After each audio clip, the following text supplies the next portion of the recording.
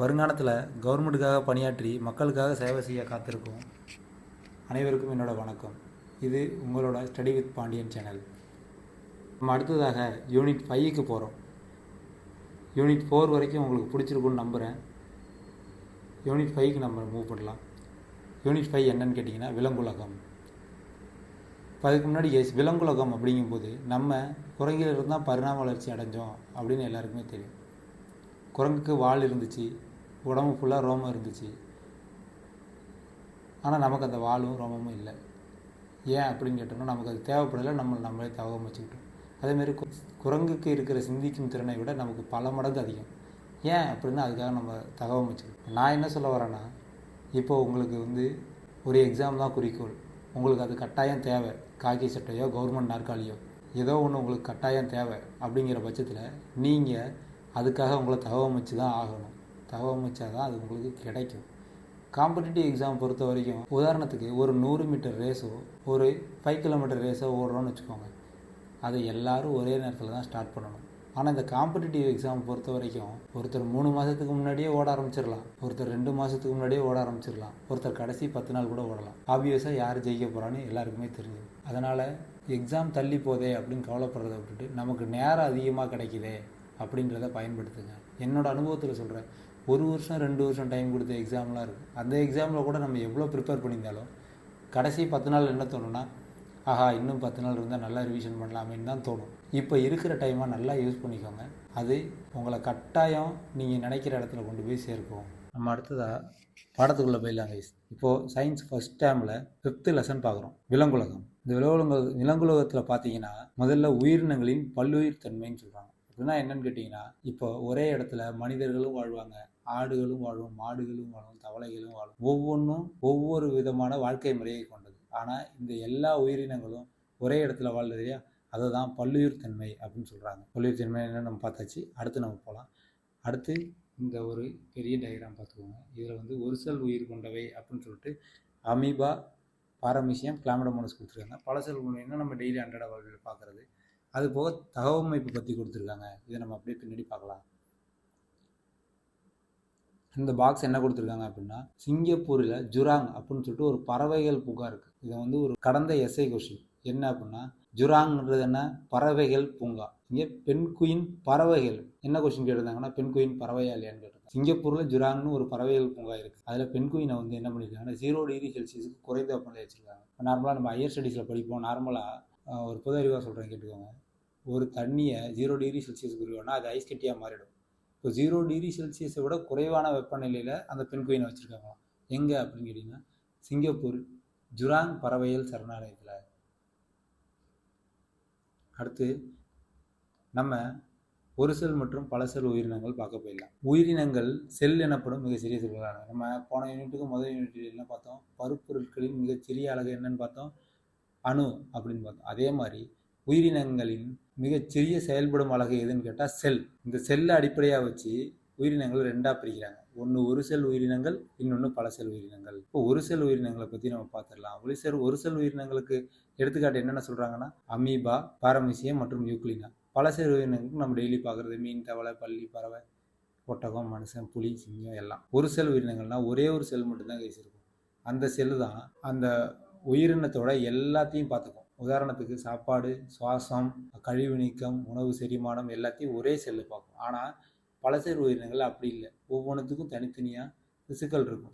செல்கள் சேர்ந்தது தான் திசுக்கள். அதை நம்ம ஃபியூச்சரில் பார்க்கலாம். இப்போ என்ன ஞாபகம் வச்சுக்கிங்கன்னா, தனித்தனியாக எல்லாத்துக்கும் செல் இருக்கும் பல செல் உயிரினங்கள். ஆனால் ஒரு செல் உயிரினங்கள் ஒரே செல் தான் இருக்கிறதுனால அந்த ஒரு செல் தான் எல்லா வேலையும் பார்க்கும். ஒரு செல் உயிரினங்களை நம்ம கண்ணால் பார்க்க முடியுது. ஏன்னா அது ஒரு செல் தான் இருக்குது, ரொம்ப சின்னதாக இருக்கும். அதை நுண்ணோக்கியை வச்சு மட்டும்தான் பார்க்க முடியும். மேக்சிமம் ஒரு செல் உயிரினங்கள் நீரில் வாழக்கூடியவை. ஒரு செல் உயிரினங்களில் முதல்ல நம்ம என்ன பார்க்குறோன்னா அமீபா. ஒரு செல் உயிரினங்கள் எடுத்துக்காட்டு பார்த்தோம், அமீபா, பாரமீசியம், யூக்ளினான்னு. இப்போ அமீபாவை ஃபஸ்ட்டு பார்க்குறோம். அமீபா என்பது ஒரு செல் உயிரினம். அதில் செரித்தல், இடப்பெயர்ச்சி, சுவாசித்தல், இனப்பெருக்கம் எல்லாமே ஒரே செல்லுக்குள் நடைபெறும். முதல்ல சொன்னேன் இல்லையா, ஒரு செல்லு தானே இருக்குது, அப்போ எல்லாமே ஒரு செல்லு தானே நடைபெறும். ஓகே, அமீபாவில் கழிவு நீக்கம் எப்படி நடைபெறும்னு கேட்டிங்கன்னா, நுண்குமிழ்கள் வழியாக கழிவு நீக்கம் நடைபெறும். அதே மாதிரி உணவு குமிழ் மூலம் செரிமானம் நடைபெறும். செரிமானம் எங்கே நடைபெறும், உணவு குமிழ் மூலம். கழிவு நீக்கம் என்பது எங்கே நடைபெறும், நுண்குமிழ்கள். அதே மாதிரி அமீபான்றது ஒரு ஜெல்லி மாதிரி ஞாபகம் வச்சுக்கோங்க. கீழே போட்டால் ஜெல்லி மாதிரி கிடக்கும். இப்போ ஜெல்லினா எங்கே இருக்கும்? அங்கங்கே மேடு பள்ளமாக இருக்கும் இல்லையா? இந்த படத்தை பாருங்கள், உங்களுக்கு நல்லா தெரியும். இந்த படத்தை பாருங்கள், இப்படி இப்படி இப்படி இருக்கா மேடு பள்ளமாக. இப்போ அமீபா வந்து அதோட இரையை, அதாவது வந்து அதோட உணவு துகள்களை விழுங்கும்னு சொல்கிறாங்க. இப்போது இந்த கர்சரை மூவ் பண்ணுற பாருங்க, இந்த இடத்துல ஒரு உணவு துகள் விழுதுன்னா இந்த 2 பக்கம் இருக்கு இல்லையா நீச்சி, இதை வச்சு அப்படியே க்ளோஸ் பண்ணிக்கும், முழுங்கிடும். அப்படின்னா அது சாப்பிடும். அதே மாதிரி இதை வந்து அமீபாவோட இடப்பெயர்ச்சி எப்படி சொல்கிறாங்கன்னா, ஒரு இடத்துல இருந்து இன்னொரு இடத்துக்கு மூவ் பண்ணுறது இடப்பெயர்ச்சின்னு சொல்கிறாங்க. இது இடப்பெயர்ச்சி எப்படி சொல்கிறாங்கன்னா, இந்த நீளமாக இருக்கு இல்லையா, இது வந்து உங்களுக்கு பர்ஃபெக்டான அதே ஷேப்பில் இருக்காது, உங்களுக்கு ஜெல்லி மாதிரி இருக்கிறதுனால அது மாறிக்கிட்டே இருக்கும். அதனால இதை போலிக்கால்கள்னு சொல்கிறாங்க. ஏன்னா ஒரே இடத்துல இருக்காது. இப்போ அடுத்த வாட்டி தூக்கி வெள்ளங்கிறது பார்த்தீங்கன்னா இது இந்த இடத்துல இருக்கும், மாறி மாறி கண்ணாப்பண்ணு குழன்னு தான் இருக்கும், ஜெல்லி மாதிரி. இப்போது இதை போலிக்கால்கள்னு சொல்கிறாங்க. இதுதான் அமீபாவின் இடப்பெயர்ச்சி உதவுது. அமீபா இடப்பெயர்ச்சி என்ன உதவுது? ஜெல்லி மாதிரி இருக்கிறதுனால குழன்னு இருக்கும் சுற்றி, அந்த கால்கள் வந்து ஒரு இடத்துல ஸ்டேபிளாக இருக்காது, அதை போலிக்கால்கள்னு சொல்கிறாங்க. அதுதான் அமீபாவுக்கு உதவும். அமீபானா ஜெல்லி ஞாபகம் வச்சுக்கோங்க, போலிக்கால்ன்றது ஆட்டோமேட்டிக்காக உங்களுக்கு வந்துடும். அதே மாதிரி பாரமீசியம் வந்து ஒரு சில உயிரிக்கான அடுத்த எடுத்துக்காட்டு. பாரமீசியம் என்ன சொல்கிறாங்கன்னா, இந்த டயக்ராம் இருக்குது பாருங்கள், இந்த டயக்ராம் தான் பாரமீசியம். நல்லா ஞாபகம் வச்சுக்கோங்க. சுற்றி சின்னதாக இருக்குது பார்த்தீங்களா, சுற்றி சின்னதாக நீச்சிகள் இருக்கா, இதை தான் வந்து குறு இழைகள் அப்படின்னு சொல்கிறாங்க. சின்னதாக இருக்குது குறு இழைகள். பாரமீசியம் குறு இழைகள் மூலம் இடப்பெயர்ச்சி செய்கிறது அப்படின்னு சொல்கிறாங்க. இப்போ யூக்ளினா ஒரு செல் உயிரிக்கான ஒரு எடுத்துக்காட்டு. யூக்ளினா கசையிலையின் மூலம் இருந்துச்சு. கசையிலைனா என்ன? இந்த ஒரு நீளமாக இருக்குது பாருங்கள், இந்த படத்தில் ஒரு நீளமாக இருக்குது பாருங்கள், இதுதான் யூக்ளினா. இதுலேருந்து கசையிலை ஒரு நீளமாக இருக்கா. இப்போ கசை அடி கொடுக்குறாங்க அப்படின்னு சொல்கிறாங்கல்ல, இந்த கசை அடிக்கிறாங்கல்ல, அது எப்படி இருக்கும்? கசை ஒரு பக்கம் கைப்பிடி இருக்கும், இன்னொரு பக்கம் நீளமாக இருக்கும், அதை வச்சு தான் அடிப்பாங்க. அதே மாதிரி இருக்குது பாருங்கள் இந்த ஷேப்பு. அதனால யூக்ளினா கசையிலின் மூலம் இடப்பெயர்ச்சி செய்கிறது அப்படின்னு சொல்கிறாங்க. அடுத்து நம்ம பலசேர் உயிரிகள் போகலாம். பலசேர் உயிரிகள் நம்ம அன்றாட வாழ்க்கையில் பார்க்குற எல்லாமே, நாய், நரி, ஜெல்லி, அப்புறம் தவளை, சிங்கம், புலி, பாம்பு, புறா எல்லாமே பலசேர் உயிரிகள் தான். அடுத்ததாக நம்ம இந்த டேபிளர் காலத்தில் ஒரு செல் உயிரிகள் மற்றும் பல செல் உயிரிகளுக்கு இடையான வேறுபாடுகள் பற்றி பார்க்குறோம். நான் ஆல்ரெடி இப்போது சொன்னது தான் இந்த டேபிளர் காலத்துலேயும் இருக்கும். முதல்ல ஒரு செல் உயிரிகள் இருக்குது, அடுத்து பல செல் உயிரிகள் இருக்குது. ஒரு செல் உயிரிகள் ஒரு செல்லால் ஆனவை, பல செல்கள் பல செல்கள் ஆனவை, அவ்வளோதான், அந்த பேர்லேயே இருக்குது. அதுதான் ஃபஸ்ட்டு பாயிண்ட். ரெண்டாவது பாயிண்ட் என்ன சொல்கிறாங்கன்னா, ஒரு செல் தான் வாழ்க்கைக்கான அனைத்து செயல்கள். அதே நம்ம ஆல்ரெடி சொன்னோம். இங்கே வந்து செல்களிடையே பணிகள் பிரிக்கப்படுகின்றன, அதுவும் சொன்னோம். அடுத்த மூணாவது பாயிண்ட் என்னென்னா, பொதுவாக இவை அளவில் மிகச் சிறியவை. ஏன்னா ஒரு செல்லு தான் இருக்கும், நுண்ணோக்கியால் பார்க்க முடியும். பொதுவாக இவை அளவில் பெரியவை, கண்ணால் பார்க்க முடியும். உயிரிகளை சொல்கிறாங்க. செல்லுக்கு நீங்கள் நுண்ணோக்கி தான் வேணும். இப்போ பல செல் உயிரியாக இருந்தாலும் ஒரு செல்லை நீங்கள் பார்க்கணுன்னா நுண்ணோக்கி தான் வேணும். ஆனால் மொத்தமாக உயிரியை பார்க்கணுன்னா அளவில் பெரியவை, கண்களால் பார்க்க முடியும். இதில் நீங்கள் உயிரியை பார்க்கணுன்னாலே ஒரு செல் தானே இருக்குது, அதனால் நுண்ணோக்கியால் தான் பார்க்க முடியும்.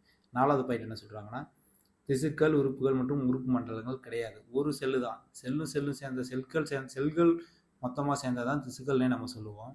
இங்கே ஒரு செல்லு தான் இருக்குது, அதனால் திசுக்களும் கிடையாது, உறுப்புகள் கிடையாது, உறுப்பு மண்டலங்களும் கிடையாது. இங்கே தனித்தனியாக இருக்கும் எல்லாமே பல செல் உயிரிகளில். அதே மாதிரி ஒரு செல் உயிரிகளில் செல்களின் அளவு அதிகரிக்கும் மூலம் தான் வளர்ச்சி நடைபெறும். ஒரு செல்லு தான் மொத்தமே இருக்குன்னு வச்சுக்கோங்க. அது அந்த ஒரு செல் பெருசானால் தானே வளர்ச்சி நடைபெறும். ஆமாம், அப்படி தான் சொல்கிறாங்க. இங்கே பல செல் உயிரிகள் என்னென்னா, ஒரு செல் அதே சைஸில் தான் இருக்கும், கொஞ்சம் பெருசானோடனே அது 2 செல்லாக பிரிஞ்சிடும், 2 4 பிரியும், 4 8 பிரியும். செல் பிரிவு மூலம் செல்களின் எண்ணிக்கை அதிகரித்து வளர்ச்சி நடைபெறுகிறது. இங்கே அதே மாதிரி பிரிஞ்சுன்னா என்ன சொல்லிடுவோம்? பல செல் உயிரின்னு இதையும் சொல்லிடுவோம். ஆனால் அது ஒரு செல் மட்டும்தான் இருக்கும். இங்கே எடுத்துக்காட்டு நம்ம முன்னாடியே பார்த்தது அமீபா, பாரமீசியம் பார்த்தீங்கன்னா, இங்கே எடுத்துக்காட்டு நம்ம பார்க்குற எல்லா உயிரினங்களும். அதே மாதிரி விலங்கினங்களையும் தகவமைப்பு, நம்ம அதிலே சொன்ன குரங்குல இருந்த மனுஷன் வந்தாங்கன்னா, அதே மாதிரி ஒவ்வொரு விலங்கினங்களும் தங்கள் வாழ்க்கை திறனை மேம்படுத்தியிருக்காக தன்னைத்தானே தகவமைச்சுக்கிருச்சு. அதே மாதிரி எந்தெந்த உயிரினம்னு பார்க்குறோம். முதல்ல நம்ம மீனை பற்றி பார்க்குறோம். மீன் என்னென்ன தகவமைச்சிருக்குன்னு பார்த்தீங்கன்னா, மீன் படகு போன்ற வடிவத்தை உண்டாக்கிறது. அதோட உடம்பு பார்த்தீங்கன்னா படகு மாதிரி இருக்கும். எதுக்கு அப்படின்னா, ஈஸியாக நீந்துறதுக்காக. மீன்கள் செவில்கள் எனப்படும் சிறப்பு உறுப்புகள் மூலம் சுவாசித்தல் நடைபெறுகிறது. ஏன்னு கேட்டிங்கன்னா, தண்ணியில் ஆக்சிஜன் கலந்துருக்கும். இந்த ஆக்சிஜனை தனியாக சுவாசிக்கணும். அதுக்கு மீன்கள் பயன்படுத்துகிற உறுப்பு பேர் என்ன? செவில்கள். அதே மாதிரி மீன்கள் நீரில் நீந்துவதற்கு துடுப்புகளை பெற்றுள்ளது. நீங்கள் மீன் பார்த்துருப்பீங்க, சைடில் 2 துடுப்பு இருக்கும், அது வந்து நீந்துறதுக்கு பயன்படுது. நம்ம படகு போனால் எப்படி துடுப்பு போடுறோமோ அதே மாதிரி மீன்களும் சைடில் 2 துடுப்பு வச்சுருக்கோம், அதை வச்சு அதை ஈஸியாக நீந்தும். அதே மாதிரி உறுதியான வால் துடுப்பானது திசை திருப்பும் பிறப்பாக செயல்படுது. இது வந்து ஒரு வருஷம் பிசி கொஸ்டின் கேஸ். அதாவது மீன்களோட வால் எதுக்கு யூஸ் ஆகுதுன்னா, மீன்களோட திசையை திருப்புறதுக்கு உடல் சமநிலை பெறவும் உதவுகிறது. அடுத்து நம்ம மீன்களை பற்றி பார்த்தாச்சு. தவளை என்னென்ன தகவல் அமைச்சிருக்குன்னு பார்க்கலாம். தவளை ஒரு இருவாழ்வின்னு சொல்கிறாங்க. இருவாழ்வினா என்னென்னா நிலத்திலும் வாழும் நீரிலும் வாழும். நீங்கள் நார்மலாக பார்த்துருக்கலாம், நீர்லையும் இருக்கும் நிலத்துலையும் இருக்கும். அதனால் தவளையை இருவாழ்வின்னு சொல்கிறாங்க. தவளையோட இளம் உயிரிகள் செவில்கள் மூலமும், அதாவது தவளையோட இளம் உயிரி பார்த்துருக்கீங்களா எப்படி இருக்கும்? தலைப்பரட்டை பார்த்துருப்பீங்க. தலைப்பரட்டை எப்படி இருக்கும்? மீன் மாதிரியே இருக்கும். நீங்கள் எப்படி ஞாபகம் வச்சுக்கலாம், மீன் எதன் மூலிமா சுவாசம் பண்ணும்? செவில்கள். தவளையோட இளம் உயிர் என்ன? தலைப்பரட்டை. அது எப்படி இருக்கும்? மீன் மாதிரி இருக்கும். அப்போ அதுவும் செவில் மூலயமா சுவாசித்தல் நடைபெறும். தவளையின் இளம் உயிரிகள் செவில்கள் மூலம் சுவாசிக்கும். அதே மாதிரி முதிர் உயிரி நிலையில் தோல், வாய்க்குழி மற்றும் நுரையீரல் மூலம் சுவாசிக்கும். அடுத்து நம்ம பல்லியை பற்றி பார்க்குறோம். பல்லிகள் ஊர்வன வகையை சார்ந்தவை. பார்த்துருப்பீங்கன்னா அது ஊர்ந்து தான் போகும். ஊர்வன வகையை சார்ந்தவை. அதே மாதிரி செதில்களான தோல். ஏன்னா பல்லிகள் வெப்பமண்டலத்தில் தான் வாழும். வெப்பமண்டலத்தில் என்னென்னா தரை ரொம்ப சூடாக இருக்கும் இல்லையா? வெப்பமண்டலம்னா வெயில் அதிகமாக இருக்கிற இடம்னு அர்த்தம். தரை ரொம்ப சூடாக இருக்கும் இல்லையா? அப்போ என்ன செய்யணும்? சாப்பிட்டா தோல் இருந்துச்சுன்னா அது சுடும். அதனால எப்படி தகவல் வச்சிருக்கு? தோல்கள்லாம் செதில்களாக மாறி இருக்கும்.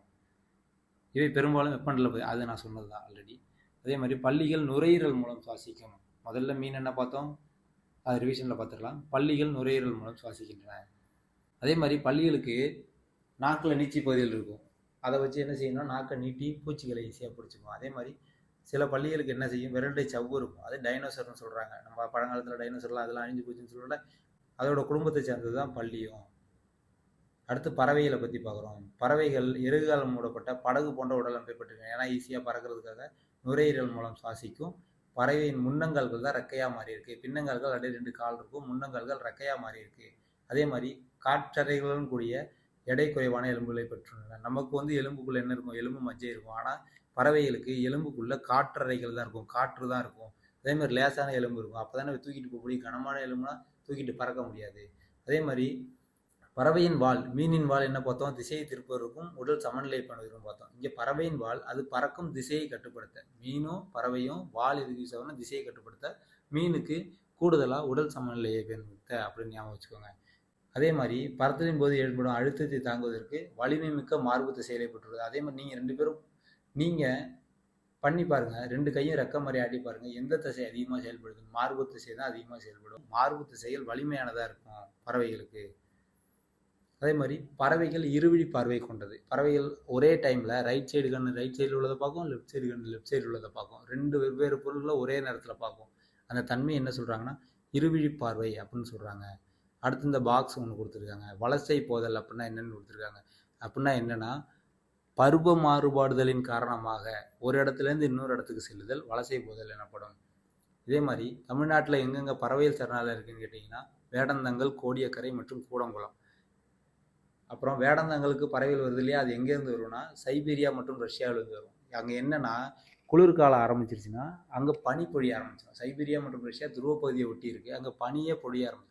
பனி பொழியும் போது பறவைகளால் கூடுபட்டவும் முடியாது, அது ஒழுங்காக பறக்கவும் முடியாது. அதனால என்ன செய்யணும்னா குளிர்காலம் வர்றதுக்கு முன்னாடியே, அப்படின்னா என்ன, பருவகால மாறுபாடுதலின் காரணமாக அது எங்கே வந்துடும்? தமிழ்நாட்டின் வேடந்தங்களுக்கு வந்துடும். இது வலசை போதல்னு சொல்கிறாங்க. சைபீரியா மற்றும் ரஷ்யா, அதனை வச்சுக்கோங்க.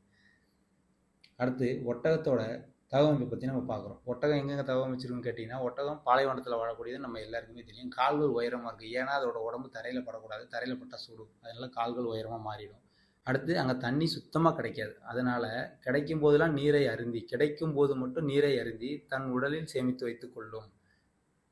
நீரை எங்கே சேமிக்கும்? உடலில் சேமிக்கும். அடுத்து ஒட்டகம் என்ன பண்ணுன்னா, ஒட்டகத்துக்கு வேர்வை சுரப்பி இருக்காது. வேர்வை வந்தால் என்ன, உடம்புலேருந்து நீர் வெளில போகலையா? அங்கே நீர் ஆல்ரெடி கிடைக்காது. அதனால் வேர்வை சுரப்பிகள் இருக்காது. ஒட்டகத்தோட சாணம் கூட ஈரப்பதமாக இருக்காது, காஞ்சி தான் இருக்கும். ஏன்னா அதில் வழியாக ஈரப்பதம் போகக்கூடாது அப்படின்றதுக்காக. அதே மாதிரி ஒட்டகம் சிறிதளவு தான் நீரையே உடம்புலேருந்து இழக்கும். அதனால் பல நாட்களுக்கு நீர் இருந்தாமல் இருக்கும். ஏன்னா அது பாலைவனத்தில் வாழணும் இல்லையா? அதுக்கேற்ற மாதிரி தகவமைச்சிக்கிச்சு. அதே மாதிரி ஒட்டகத்தின் திமில் பகுதியில் கொழுப்பை சேமித்து வைக்கும். நீரை எங்கே சேமித்து வைக்கும்? உடலில். கொழுப்பை எங்கே சேமித்து வைக்கும்? திமிலில். அதே மாதிரி ஒட்டகத்தோட கால் எப்படி இருக்குன்னு கேட்டிங்கன்னா நல்லா அகண்டு விரிஞ்சிருக்கும். இப்போ ஷார்ப்பாக இருந்துச்சுன்னா மணலுக்கு உள்ளே போய்டுல, உள்ளே போய் மறுபடியும் அந்த காலை வெளில எடுத்துகிறது கஷ்டமாக இருக்கும். இப்போ தட்டையாக இருந்துச்சுன்னா மணலுக்குள்ளே போகாது. பரப்பளவு அதிகமாக இருக்கிறதுனால அழுத்தம் கம்மியாக போகும். அதனால் மணலில் கால் ரொம்ப அழுத்தமாக உள்ளே பதியாது. அதனால் அது ஈஸியாக நடக்கும். அதனால் ஒட்டகத்தை என்ன சொல்கிறாங்கன்னா பாலைவன கப்பல். இதுவும் ஆல்ரெடி ஒரு வருஷம் கொஸ்டினில் கேட்டது. Already previous year question. பாலைவன கப்பல் அப்படின்னு எதை அழைக்கிறாங்க அப்படின்னா ஒட்டகம். அதே மாதிரி ஒட்டகத்துக்கு கண்ணிமைகள் இருக்கும். அது எதுக்குன்னா, பாலைவனன்றது ஃபுல்லாக மணலானது தானே, லைட்டாக காத்தடிச்சா கூட மணல் பறக்கும், புழுதி புயல்லாம் அடிக்கடி வரும், அது கண்ணில் விழுந்துடக்கூடாதுன்றதுக்காக கண்ணிமை பெருசாக இருக்கும். அதே மாதிரி குளிர்கால உறக்கம் கோடைகால உறக்கம்னு சொல்கிறாங்க. குளிர்கால உறக்கம் அப்படின்னா என்னன்னு கேட்டிங்கன்னா, அது ஒன்றும் இல்லை கைஸ், குளிர்காலத்தில் உறங்கிடும், கோடை காலத்தில் மட்டும்தான் அது வெளில வரும். குளிர்கால உறக்கத்துக்கு எடுத்துக்காட்டு என்ன சொல்கிறாங்கன்னா, ஆமை தண்ணியில் மட்டும்தானே இருக்கும், குளிர்காலத்தில் தண்ணி ரொம்ப ஜில்லுன்னு இருக்கும், அதனால் அது வெளில வராது, அது குளிர்காலத்தில் உறங்கிடும். கோடை காலத்தில் தண்ணி நல்லா வெதுவெதுன்னு இருக்கும், அது வாழ்க்கை முறையை நடத்துறதுக்கு ஏற்ற மாதிரி இருக்கும் தண்ணி, அதனால கோடை காலத்தில் வெளில வந்து தண்ணியில் இருக்கும், குளிர்காலத்தில் உறங்கிடும். அதே மாதிரி கோடைக்கால உறக்கத்துக்கு என்ன சொல்கிறாங்கன்னா, நத்தை சொல்கிறாங்க. நத்தையோட கீழ்ப்பகுதி எப்படி இருக்கும், ரொம்ப சாஃப்டாக இருக்கும், அது ஊறுற விலங்கு இல்லையா, அப்போ தரையில் ஊர்ந்து வரும்போது கோடை காலம்னா தரை எப்படி இருக்கும், ரொம்ப ஹீட்டாக இருக்கும், அதால் ஊர்ந்து வர முடியாது, என்ன செஞ்சிடும்னா கோடை காலத்தில் உறங்கிடும். குளிர்காலத்தில் மழை பெஞ்சு நல்லா ஈரப்பதமாக இருக்கும்போது மட்டும்தான் அது வெளியில் வரும். அதை தாங்க சொல்கிறாங்க, குளிர்கால உறக்கத்துக்கு ஆமைனும் கோடைக்கால உறக்கத்துக்கு நத்தைன்னு சொல்கிறாங்க. அடுத்து கங்காரு எலி எப்போதும் நீர் அருந்துவதே இல்லை. ஏன்னு கேட்டிங்கன்னா, கங்காரு எலி ரொம்ப குட்டியாக இருக்கும், அது விதைகளை சாப்பிடும், அந்த விதைகளில் உள்ள ஈரப்பதமே அதுக்கு போதும், அந்த நீரே அதுக்கு போதும், அதனால் கங்காரு எலி எப்போவுமே நீர் அருந்துவதில்லை. அதே மாதிரி வெவ்வேறு வாழிடங்களை பொறுத்தும் உயிரினங்கள் தன்னைத்தானே தகவமைச்சு கொள்ளும். அது என்னென்ன அப்படின்னு நம்ம பார்க்குறோம்.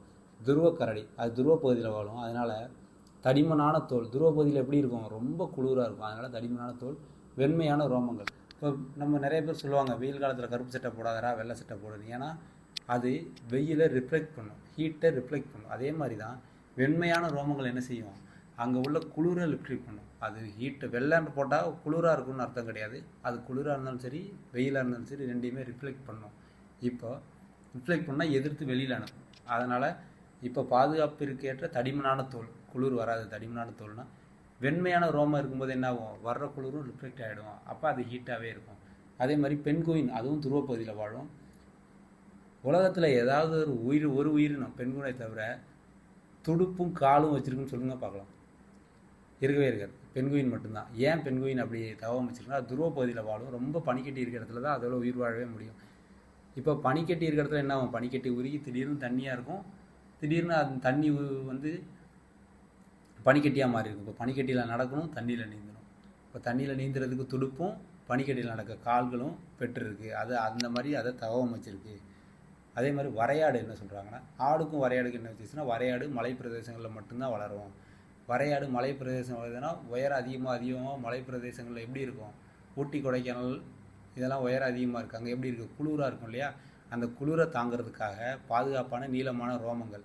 அதே மாதிரி மலையில் ஏறி ஓடணும் இல்லையா, அதுக்காக வலுவான குழம்புகள்னால் ஒன்றும் இல்லை, நம்ம ஆடோட கால் பார்த்து இப்போ ரெண்டாக பிளந்து இருக்கும் இல்லையா கீழே சாஃப்டான ஏரியா, அதுதான் குழம்புன்னு சொல்கிறாங்க, அது வலுவாக இருக்குன்னு சொல்கிறாங்க. ஏன்னா வரையாடு மலை பிரதேசங்களில் வளரும், அதுக்கு அங்கே ஓடுறதுக்கு ஏற்ற மாதிரி தான் இருக்கணும். அடுத்து சிங்கம் காட்டில் வளரும். சிங்கம் என்ன சாப்பிடும், வேட்டையாடி மட்டும்தான் சாப்பிடும். இப்போ அது வேட்டையாடுறதுக்கு தேவையான தகவமைப்பு அது பெற்றுக்கணும். என்னென்னா வலுவான மற்றும் வேகமாக ஓடக்கூடிய தன்மை, அப்படின்னா மட்டும்தான் ஒரு இரையை அதனால் வேட்டையாட முடியும். அதே மாதிரி இரையை பிடிப்பதற்கு கூர்மையான நகங்கள், இதெல்லாம் சிங்கத்தோட தகவமைப்புன்னு சொல்கிறாங்க. அதே மாதிரி நமது மாநில விலங்கு என்ன சொல்கிறாங்க, நீலகிரி வரையாடு. அது என்ன செய்யும், மலைகளின் மீது உள்ள பாறைகளின் இடுக்குகளிலிருந்து மிக எளிதாக நுழைந்து உடல் சமநிலையுடன் ஏறி தாவர வகைகளை உண்ணும் திறன் பெற்றது. சொன்னாலே வரையாடுக்கு எப்படி இருக்கும், குழம்புகள்லாம் ஸ்ட்ராங்காக இருக்கும், அது மலை மேலே ஏறி கூட அதுக்கு தேவையான சாப்பாடை தாவரங்களை உண்ணும் திறன் பெற்றது. இதோட அந்த பாடம் முடியுது கைஸ். அடுத்து நம்ம வழக்கம் போல் ஒரு குயிக் ஃபயர் ரிவிஷன் பார்த்துருங்களா. கண்ணை முடிக்கவங்க, கற்பனையில் ஓட விடுங்க, கற்பனையில் வரலாம். இந்த பாடத்தோட தலைப்பு என்ன பார்த்தோம்னா, விலங்குகளின் உலகம். முதல்ல என்ன பார்த்தோம், பல்லுயிர் தன்மை பற்றி பார்த்தோம். பல்லுயிர் தன்மை என்னென்னா, ஒவ்வொரு விலங்கும் ஒவ்வொரு டைப்பில் வாழும், அது எல்லாமே ஒரே இடத்துல வாழ்கிறதுனால பல்லுயிர் தன்மைன்னு சொன்னோம். உயிரினங்களின் மிகச்சிறிய செயல்படும் அழகு என்ன, செல்.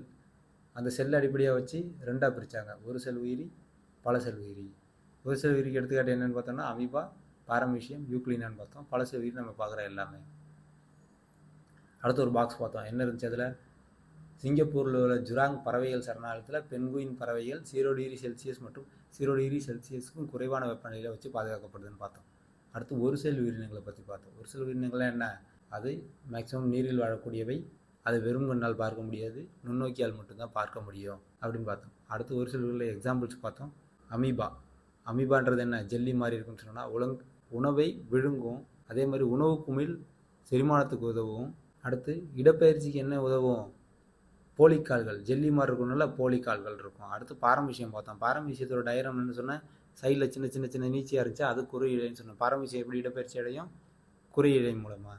யூக்ளினா கசை இழை வச்சிருந்துச்சு, கசை இழை மூலியமா யூக்ளினா இடப்பெயர்ச்சி அடைன்னு பார்த்தோம். அடுத்து விலங்கினங்களின் தகவமைப்புகள் பார்த்தோம், ஒவ்வொன்றும். இப்போ முதல்ல மீன் பார்த்தோம். மீன் என்ன செய்யுது? தண்ணிக்குள்ளே வாடுது, அதுக்கேற்ற மாதிரி தகவமைச்சிருக்கும். படகு போன்ற உடல் அமைப்பு, செவில்களினால் சுவாசம், வால் இருக்குது, அது திசையை கட்டுப்படுத்தும் உடல் சமநிலையை பயன்படுது. அடுத்து நம்ம தவளையை பார்த்தோம். தவளை என்ன? தவளை ஒரு இருவாழ்வி, நீரிலும் வாழும் நிலத்திலும் வாழும் அப்படின்னு சொல்கிறாங்க. அடுத்து இவை இளம் உயிரிகள். ஏதோ இளம் உயிரில் தலைப்பரட்ட மாதிரி இருக்குமா, மீன் மாதிரி இருக்குமா, அப்போ செவில்கள் மூலிமா சுவாசிக்கும். முதிர்ந்த உயிர்களில் தோல், வாய்க்குழி மற்றும் நுரையீரல் மூலமாக சுவாசிக்கும் அப்படின்னு பார்த்தோம். அடுத்து பல்லியை பற்றி பார்த்தோம். பல்லி என்ன செய்யும்? வெப்பமண்டலத்தில் வாழும். அப்போ என்ன செய்யும்? தோல் செவில்கள் மாதிரி இருக்கும், சாஃப்டாக இருக்காது, செவில்கள் மாதிரி இருக்கும். அடுத்து சுவாசம் நுரையீரல் மூலமாக நடைபெறும். பறவைகளை பற்றி பார்த்தோம். பறவைகள் பறக்கணும் இல்லையா, அதுக்கு ஏற்ற மாதிரி இருக்கணும் உடம்பு. படகு போன்று இருக்கும். வால்கள் திசையை கட்டுப்படுத்த உதவும். முன்னங்கால்கள் ரெக்கையாக மாறி இருக்கு. எலும்புகள் உள்ளீடற்ற மற்றும் லேசானவை, அழுத்தத்தை தாங்கணும் அப்படின்றதுக்காக என்ன இருக்கும்? வலிமை மிகுந்த மார்பு திசை இருக்கும். அடுத்து வலசை போதல் அப்படின்னா என்னென்னு பார்த்தோம். வலசை போதல்னா பருவகால மாற்றத்துக்கு ஏற்றவாறு ஒரு இடத்துலேருந்து இன்னொரு இடத்துக்கு செல்வது. தமிழ்நாட்டில் எங்கெங்கே இருக்குது பறவைகள் சரணாலயம்? வேடந்தாங்கல், கோடியக்கரை, அப்புறம் கூடங்குளம். சைபீரியா மற்றும் ரஷ்யாவிலேருந்து பருவகால மாற்றத்தின் காரணமாக பறவைகள் எங்கே வரும்? வேடந்தாங்கலுக்கு வருது. அதே மாதிரி குளிர்கால உறக்கம் ஆமைன்னு பார்த்தோம், கோடைகால உறக்கம் நத்தைன்னு பார்த்தோம். அடுத்து ஒட்டகத்தின் தகவமைப்புகள் என்னென்ன? நீரை உடம்புல சேர்த்துக்கும், கொழுப்பை தமிழில் சேர்த்துக்கும். பாலைவன கப்பல்னு சொல்கிறாங்க. அடுத்து வேர்வை சுரப்பி இருக்காது. அடுத்து சாணத்தில் ஈரப்பதம் ரொம்ப கம்மியாக இருக்கும். உடம்புல நீரை சேமித்து வைக்கிறதுனால நீரே இல்லாமல் கூட ரொம்ப நாள் வாழும். அடுத்து கங்காரு எலி வாழ்நாள் முழுக்க தண்ணீர் குடிப்பதே இல்லை. ஏன்னு கேட்டிங்கன்னா அது ரொம்ப சின்னது, அது சாப்பிட்ற விதைகளிலிருந்தே நீரை எடுத்துக்குது. அடுத்து என்ன பார்த்தோன்னா, வாழ்கிற இடத்துக்கு ஏற்ற மாதிரி தன்னை தகவமிச்சு. அதில் என்னென்ன பார்த்தோன்னா, துருவக்கரடியை பார்த்தோம். அது என்ன செய்யும்? தடிமனான தோல், வெண்மையான தோல், வெண்மையான ரோமன் பார்த்தோம். அடுத்து பெண்குயில், நீந்துவதற்கு துடுப்பு, நடப்பதற்கு கால்னு பார்த்தோம். அரையாடு குளிரை தாங்கிறதுக்கு தடிமனான ரோமம் மற்றும் வலுவான குழம்புகள் மலையில் ஏறி போகிறதுக்குன்னு பார்த்தோம். அடுத்து சிங்கம் வேட்டையாடுறதுக்கு ஏற்ற மாதிரி இருக்கணும். அப்போ என்ன? வலுவான மற்றும் வேகமாக ஓடக்கூடிய திறன் மற்றும் இரைகளை பிடிப்பதற்கு கூர்மையான நகங்கள்னு பார்த்தோம். கடைசியில் தமிழ்நாட்டின் மாநில விலங்கு எது? நீலகிரி வரையாடு. இதோட தான் இந்த பாடம். நம்ம குயிக் ஃபயர் ரிவிஷன் முடிச்சு அடுத்து நம்ம புக் பேக்கையும் சேர்த்து பார்த்துடலாம். உயிருள்ள பொருட்கள் அல்லது உயிரினங்களை பற்றி படிப்பது உயிரியல். அது விலங்குகளை பற்றி படிப்பதுன்னா விலங்கியல் சொல்லலாம், தாவரத்தை பற்றி படிச்சதுன்னா தாவரம் சொல்லலாம். உயிருள்ள பொருட்கள் அல்லது உயிரினங்களை பற்றி படித்தா உயிரியல்னு சொல்லலாம். கீழ்காணும் எவற்றுள் உயிரிழவின் பண்புகளாக கருதும்? சுவாசம், உயிரினங்கள் சுவாசிக்கும், இனப்பெருக்கம் செய்யும், தகவமைப்பு இருக்கும், கழிவு நீக்கம் இருக்கும். 4மே உண்டு கைஸ். பல்லிகள் எதன் மூலம் சுவாசிக்கின்றன? பல்லிகள் நுரையீரல் மூலம் சுவாசிக்கின்றன. நம்ம பார்த்தோம் இல்லையா? மீன்கள் செவில்கள் மூலம், தவளையில் இளம் உயிரி செவில்கள் மூலம், தவளையில் முதிர்ந்த உயிரி தோல், வாய்க்குழி, நுரையீரல் மூலம், பல்லிகள் நுரையீரல் மூலம் சுவாசிக்கும். அனைத்து விலங்குகளுக்கும் தேவையானது காற்று, உணவு மற்றும் நீர். Option C guys, option C answer. எந்த விலங்கு, 5வது கொஸ்டின், எந்த விலங்கு செவில்கள் எனப்படும் சுவாச உறுப்பை பெற்றுள்ளது? 5வது கொஸ்டினுக்கு ஆப்ஷன் சி மீன்கள். தவளையிலே இளம் உயிரின்னு கொடுத்துருந்தாங்கன்னா அதுவும் செவில்கள் இருக்கும், ஆனால் வெறும் தவளைன்னு கொடுத்துருக்காங்க. இப்போ நம்ம மீன்கள் எடுத்துக்கலாம். அடுத்த 6வது கொஸ்டின், ஒரு வாழிடத்தின் உயிர்காரணிகளை மட்டும் குறிக்கும் தொகுப்பினை தேர்ந்தெடு. உயிர்காரணிகளை அப்படின்னு சொல்கிறாங்க.